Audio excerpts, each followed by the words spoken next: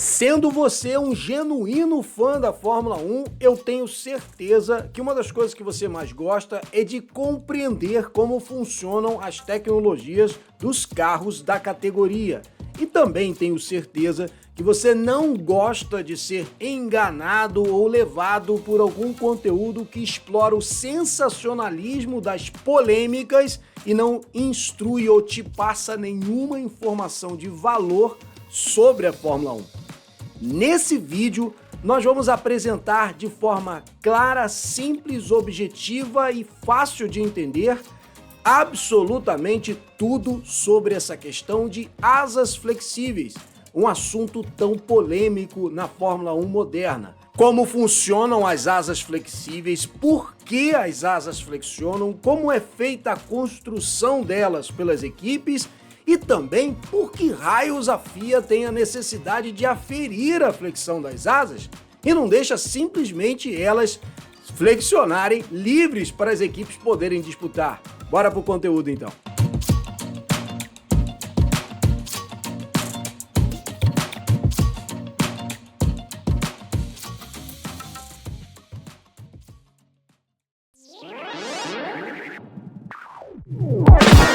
Olá, você que me segue aqui no Fórmula Brum. Esse assunto de asas flexíveis tem se tornado algo polêmico, principalmente na Fórmula 1 contemporânea, onde os engenheiros e projetistas procuram explorar ao máximo essa questão das asas flexionarem para extrair a performance do carro. E muitas vezes é mal compreendido como a ideia de que flexionar as asas ou flexionar as asas num extremo limite seja algo ilegal.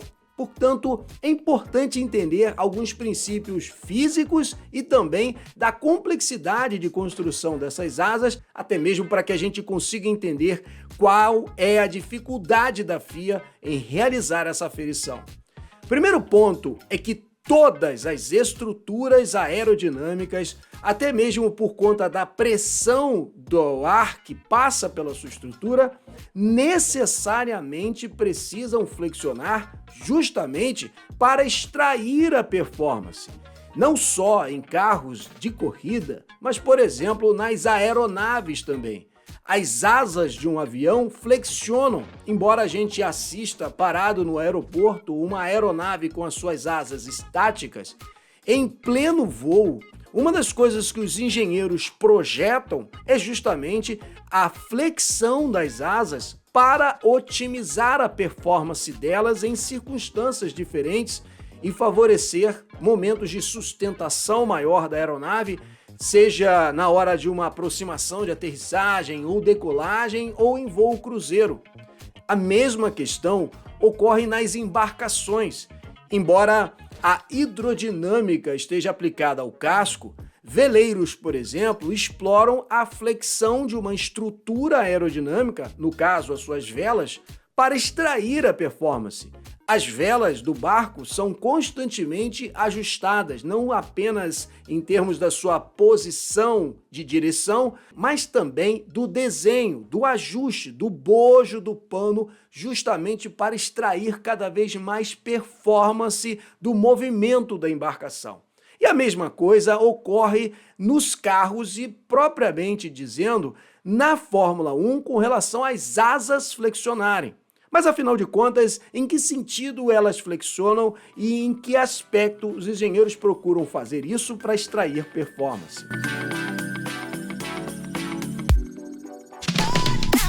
Uma das formas como os engenheiros exploram é que as aletas da asa frontal comecem a fechar em plena velocidade em linha reta, justamente para reduzir o chamado arrasto aerodinâmico. Há uma correlação direta entre maior carga aerodinâmica e maior arrasto aerodinâmico.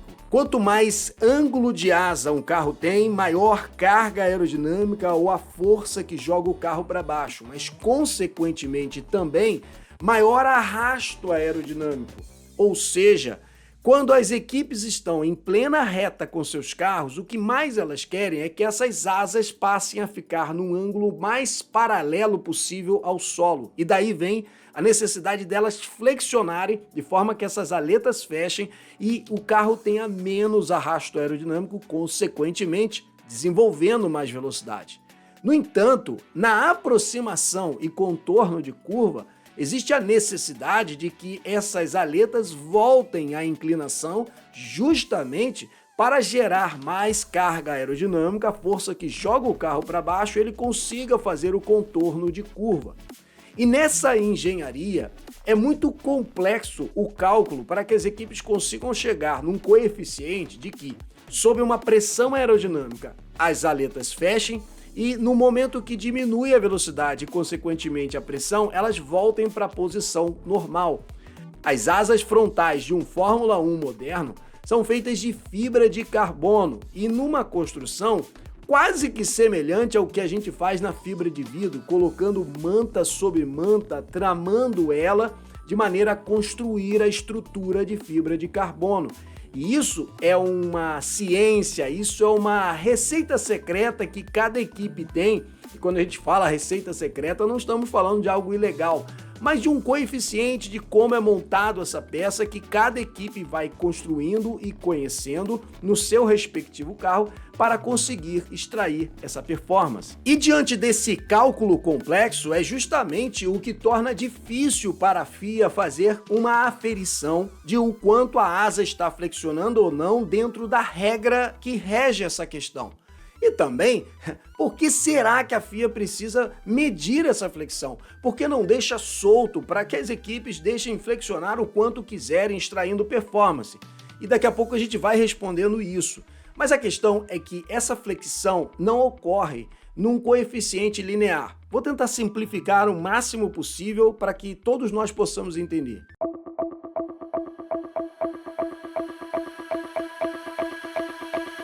Imagine que uma asa sob a velocidade de 100 km, ela flexione uma medida que vamos dizer que seja x. Ora, então o normal seríamos dizer que a 200 km ela vai flexionar uma medida de 2x, 300 km, 3x. Seria uma forma linear de nós medirmos a flexão da asa, não é? Pois não acontece dessa forma. A flexão não é linear, mas forma uma espécie de parábola, como ocorre, por exemplo, na equação exponencial que nós aprendemos lá no ensino médio. Por exemplo, quando nós falamos de 2 ao quadrado, 2 ao cubo, 2 elevado à quarta potência, nós estamos falando de um seguinte cálculo. 2 vezes 2 é igual a 4. Agora, 4 vezes 2 igual a 8.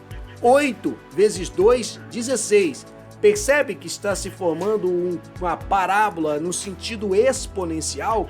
É a mesma coisa que ocorre na flexão de uma asa. Ela vai flexionando mais e cada vez mais à medida que a velocidade é ganha. Ou seja, não há como fazer muito um cálculo disso no sentido de movimento. E aí a FIA tem dificuldade de aferir e a opção que a FIA tem é de usar pesos em Newton, que oferecem uma maneira de encontrar casas decimais do quilograma-força, quando convertido de newtons para quilograma-força, de conhecer como é a flexão da asa, mas isso no sentido estático. Em outras palavras, o carro está parado e a FIA coloca pesos e verifica o quanto essa asa flexionou ou não. Se ela flexionar uma determinada medida que é dentro do regulamento, o carro está valendo e vai para a pista. E a questão, a dúvida, a pressão das equipes e a imposição da FIA é justamente que esse coeficiente, quando é em movimento, se altera. E a dificuldade está nisso. Agora, por que a FIA precisa fazer essa aferição em cima das equipes? Mas antes da gente responder essa e uma série de outras perguntas que costumam vir nos nossos comentários quando se trata de asa flexível, eu vou convidar você para deixar um like no vídeo, porque eu acredito que esse conteúdo de qualidade merece o seu like. Mas vamos tentar entender não só por que a FIA tem que fazer essa aferição, mas diversas outras questões.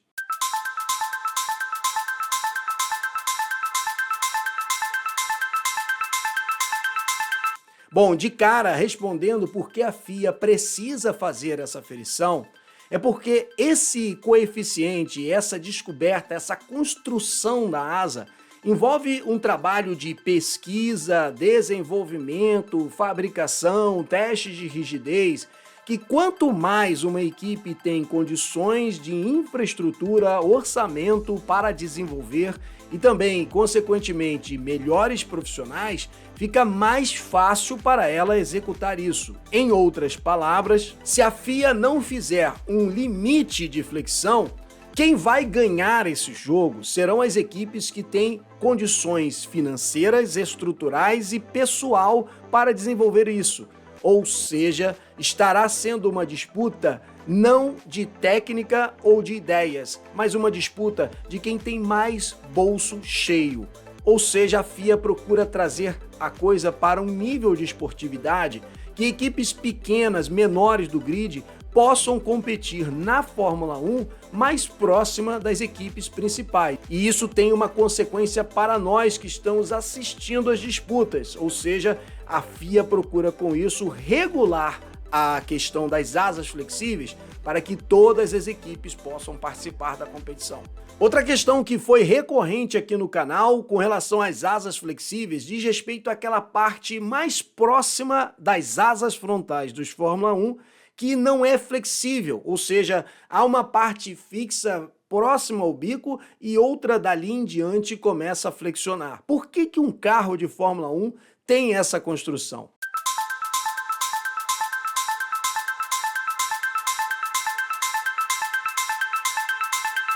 Existe no regulamento técnico da FIA uma definição de que toda estrutura aerodinâmica fixada no quadro não pode flexionar. Então as equipes exploram uma espécie de área cinzenta, ou seja, criaram uma parte da asa frontal que não flexiona, a parte justamente que é mais próxima fixada à massa central do bico do carro, porém dali para a parte mais lateral eles permitem que flexione. E numa construção e numa pesquisa, as equipes começaram a aproximar um pouco mais do bico, o suficiente para cumprir a regra do regulamento e ao mesmo tempo explorar a flexão. Foi aí que a FIA determinou a diretiva técnica que foi inaugurada no Grande Prêmio de Singapura 2023 e estabeleceu uma medida regulamentar de quanto as equipes podem se aproximar com a parte flexível da asa até o bico do carro. Justamente Singapura 2023, que foi uma corrida única onde o RB19, o carro da Red Bull dominante da temporada, não venceu aquela corrida.